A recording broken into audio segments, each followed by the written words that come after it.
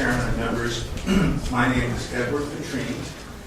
I represent the Virginia Committee for Fair Utility Rates and the Old Dominion Committee for Fair Utility Rates, which consist of large industrial customers of Dominion Virginia Power and Appalachian Power, respectively. Can you give us a name who those people are? I don't have a list with me. I'd be happy to supply it, Mr. Chairman. They're large companies. Can you name two companies? Honeywell, Greif, those are two companies. Senate Bill 1349 would freeze Dominion Virginia Power's rates, base rates, the non-fuel or non-rider rates, until the conclusion of the 2022 biennial review. That's 8 years from now. Let's be clear on the time frames, because you've heard 5 years during this meeting, and I'm puzzled by that. The rate freeze ends at the conclusion of the first biennial review following what's called the transitional rate period. That's rate freeze provision begins on line 67.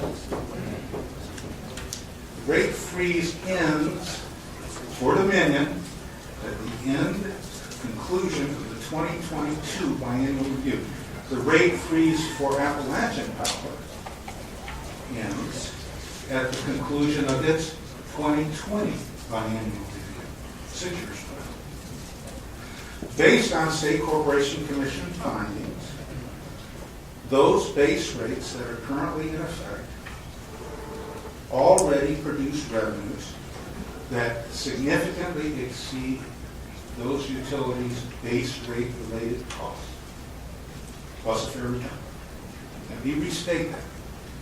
Those base rates, based on Commission findings, are too high, and those are the rates that this bill would freeze. The bill would also eliminate the State Corporation Commission's authority to conduct biennial reviews of base rates, Mr. Chairman. with one exception. Mr. Chairman, I have a question before we move on from the last statement. Yes. What was the context in which that finding was made that the base rates already far exceed the base rate cost plus reasonable rate of return? Thank you, Delegate.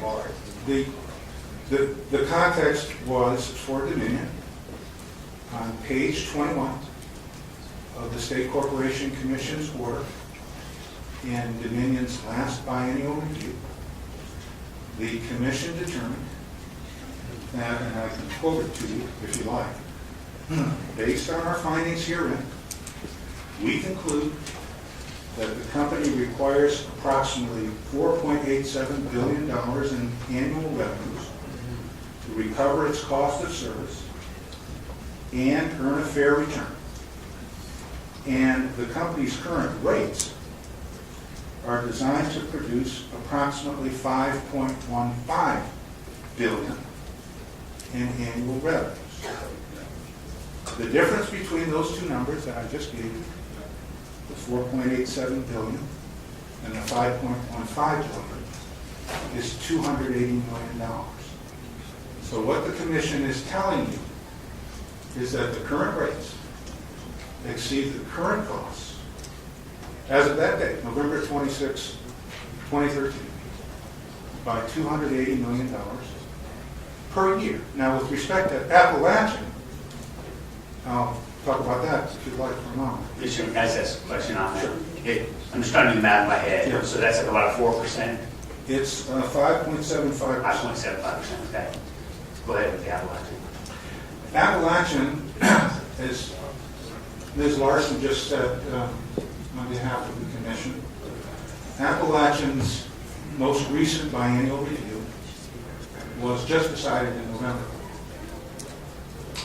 In that case, Appalachian Power acknowledged that its base rates were exceeding the base rate related costs, plus fair return, by $41.7 million per year. That was in their application. But that's just at the start of the case. That's what they've admitted.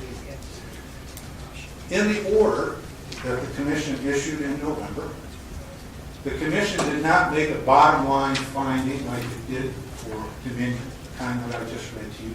But the commission did make very specific findings, delegate, with respect to the calculation that Appalachian had made in order to determine the $41.7 million.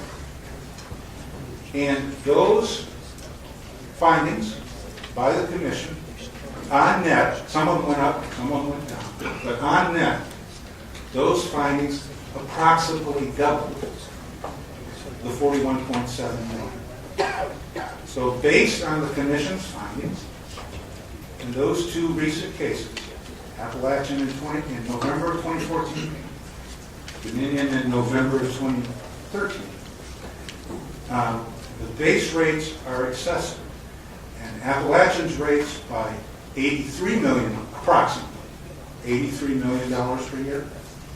Dominion's by approximately $280 million per year, and the proposal before you would freeze those rates. So, Mr. Chairman, Yes. one more question. Yes. And I'm sorry if this betrays the ignorance of the process, but so if in 2013, Dominion was found to be $280 million above cost plus reasonable rate of return, Yes. why were those costs, why were the rates not adjusted by the State Corporation Commission? They were not adjusted. The commission lacked the authority in that case to adjust those rates.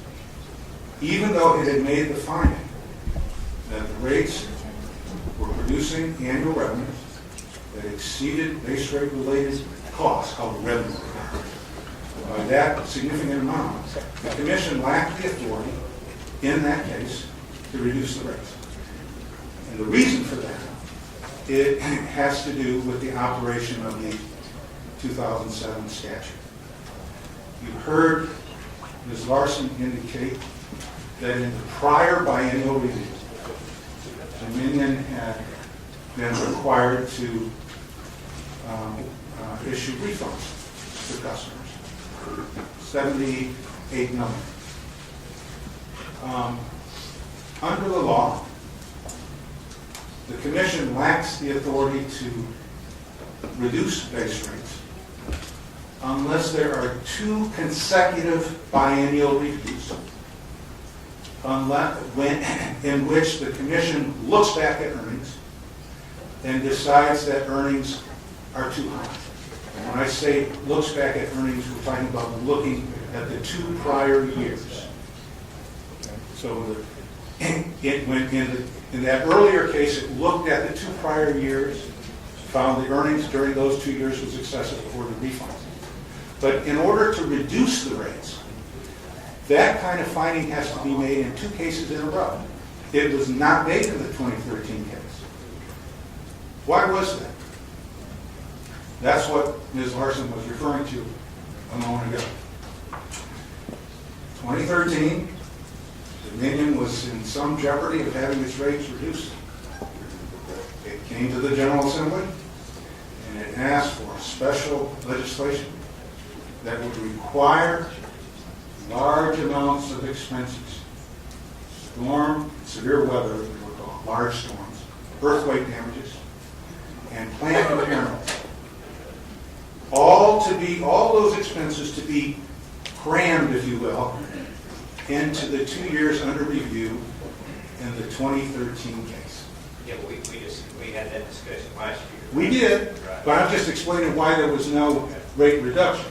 So all those expenses being crammed into those 2 years meant what happened to earnings during those 2 years? The earnings went way down. And as a result, the commission did not make a finding, as she indicated, the commission did not make a finding that in those 2 years under review, 2011, 2012, the company's earnings were in excess of the authorized level, and therefore, the commission simply lacked the authority to reduce rates, even though the rates were too high. Mr. Chairman, just one Mr. Chairman, just one question, which I'm understanding this Sure. right. So we made a policy decision, Yes. General Assembly did, Absolutely. to allow certain factors to be included in their rates. That's So right. when you include the totality of the policies set forth by the General Assembly, their rates in 2013 weren't $280 million above cost plus rate of return. Oh, no. There are two inquiries here, Delegate.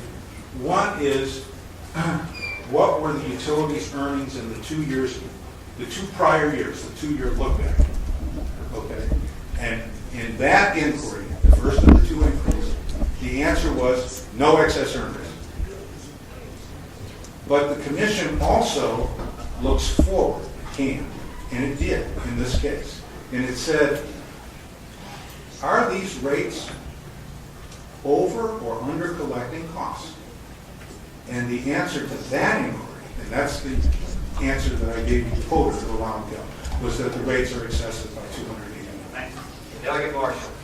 Yeah, just to, at the end, I'll ask a question, Mr. Chair, right before you get through. Sure. As has been indicated in its biennial reviews, the Commission investigates most of the utilities revenues that are regulated by the Commission. This bill would eliminate critical SCC oversight of Dominion and Appalachian. Eliminating its authority to conduct biennial reviews prevents the Commission from doing 2 things. I mentioned that 2-year look back. When earnings are too high in that 2-year period, the Commission can order a refund of a portion of the excess. A portion of the excess comes back to customers. That's what happened in Dominion's 2011 case. A portion of the excess in the Atlantic went back to customers in that case. Okay, so that's one thing that the Commission can do in a biennial review. The second thing it can do in a biennial review, but only if there is an excess in 2 consecutive biennial reviews.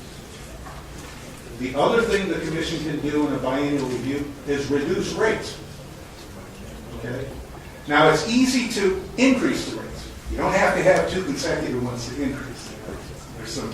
There's some imbalance, if you will, in that respect.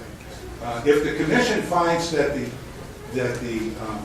earnings are too low, that is, they're below the bottom of the authorized level, it's a range actually, below the bottom of the range, then the Commission can increase the return. So, 1 case with excess earnings means refund. 2 cases in a row with excess earnings means rate reductions. Obviously, my clients, who are large customers, want the rate reductions most.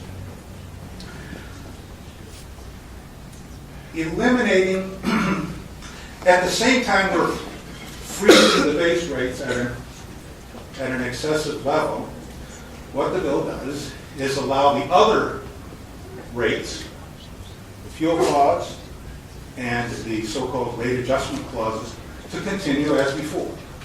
So when fuel goes up, fuel factor, or fuel portion of the customer's bill goes up. When fuel goes down, that portion of the bill of the customer's bill goes down as well. There are other portions of the bill called riders. We commonly call them riders. Those are special types of costs that are passed through rate adjustment clauses. And those costs also can go up and down. Mainly up.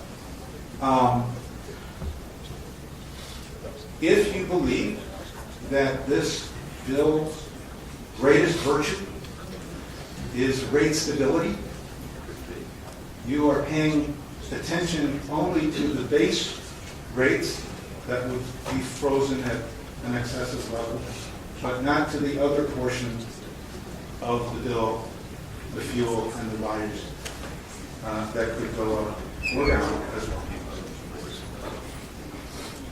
Now,